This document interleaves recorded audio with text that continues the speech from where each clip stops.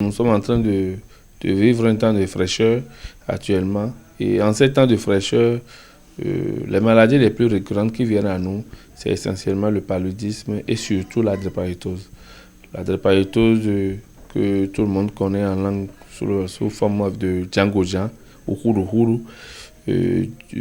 La fraîcheur, la récurrence de la drépanocytose au niveau, enfin, en ces temps de fraîcheur, parce que la forte fraîcheur là, entraîne l'encrassement de sang au niveau des enfants, ce qui ne favorise pas la circulation sanguine de façon libre, ce qui entraîne des douleurs au niveau des articulations des enfants, ce qui fait que ces enfants-là entrent en crise, des crises de la drépanocytose. Donc, la plupart des parents qui ont des enfants drépanocytaires en ces temps, c'est pas la joie.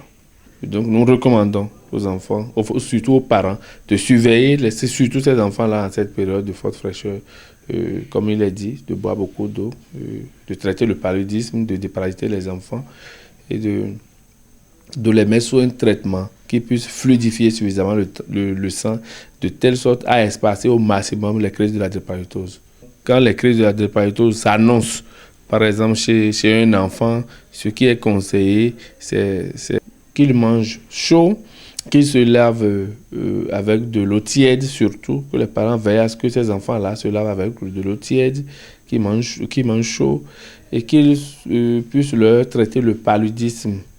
Parce que les crises de la drépanocytose commencent d'abord par le paludisme, qu'ils éliminent le paludisme et en dehors de ça, d'aller vers des spécialistes, des gens qui peuvent prendre la drépanocytose en charge. Parce que, également, du point de vue médecine traditionnelle, tout le monde n'a pas la capacité de prendre en charge un enfant drépanocytaire. Parce que quand nous faisons des traitements à peu près du point de vue de la drépanocytose, non seulement l'enfant va souffrir beaucoup, mais ça permet à la maladie d'évoluer. C'est-à-dire d'évoluer vers la forme grave de la drépanocytose. Donc, quand c'est des crises précoces de la drépanocytose, nous recommandons aux parents d'aller vers ceux qui peuvent prendre en charge la drépanocytose pour que ces enfants-là soient rapidement pris en charge. À l'endroit des parents et de la communauté tout entière, nous jugeons opportun d'avoir des recettes qui peuvent les aider à passer ces moments de crise. Parce que la drépanocytose, comme vous le savez, est une maladie budgétivore. C'est pour ça que je recommande aux parents, personnellement aux parents, et à toute la population d'ailleurs, pour ceux qui ne veulent pas vivre ce que nous appelons drépanocytose, de penser à faire ce que nous appelons la prévention, c'est-à-dire l'électrophorèse avant même de se constituer en couple. Il faut que les gens aient ça à l'esprit, de faire l'électrophorèse pour éviter, parce que l'objectif c'est d'éviter au maximum la drépanocytose, c'est-à-dire les enfants drépanocytaires.